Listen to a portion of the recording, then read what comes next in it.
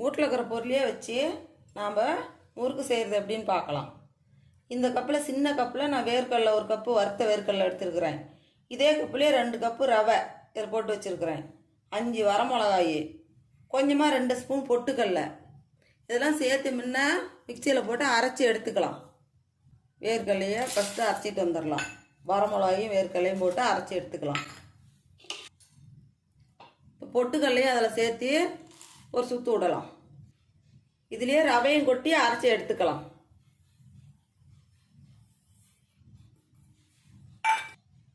ஜீரகம் 1 ஸ்பூன் போட்டு நல்லா நைஸாக அரைச்சி எடுத்துகிட்டு வந்துடலாம்.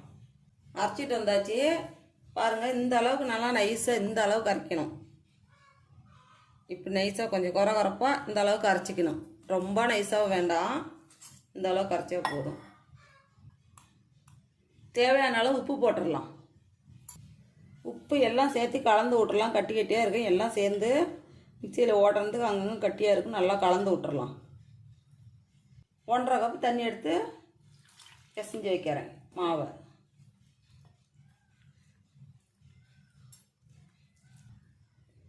பாரு கொஞ்சம் இப்படி இலையளப்பாக இருக்குது. அப்படி 10 நிமிஷம் ஊறினோடனே கொஞ்சம் கெட்டி பதம் வந்துடும். 8லேருந்து 10 நிமிஷம் வரைக்கும் ஊறட்டும், மூடி வச்சிடலாம். பாருங்கள் ஊறி நல்லா கெட்டியாக வந்துருச்சு. பாருங்கதா, இந்த அளவு கெட்டி பதமாக வந்துருச்சு.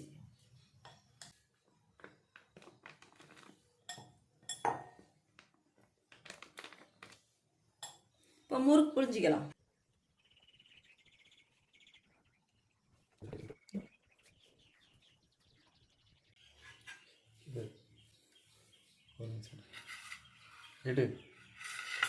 கவரில் இப்போ நான் முறுக்கு புழிஞ்சிருக்கிறேன்.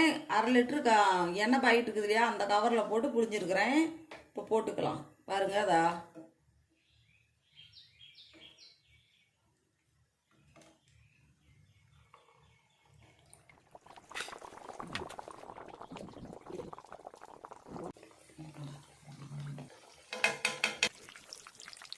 இது மாதிரி வந்து செஞ்சு கொடுங்க. பிள்ளைங்க பெரியவங்க எல்லாமே நல்லா சாப்பிடுவாங்க. ருசியாக இருக்குது, நல்லா டேஸ்ட்டாக இருக்குது. நாம் காசு கொடுத்து வாங்கினா கூட இது மாதிரி பொருள் கடையில் கிடைக்காது, செஞ்சு கொடுக்க மாட்டாங்க. இதை செஞ்சு சாப்பிட்டு பாருங்கள். பிள்ளைங்க பெரியவங்க எல்லாமே விரும்பி சாப்பிடுவாங்க, மறுபடியும் கேட்பாங்க. இது போல் ஒரு தரம் செய்யுங்க.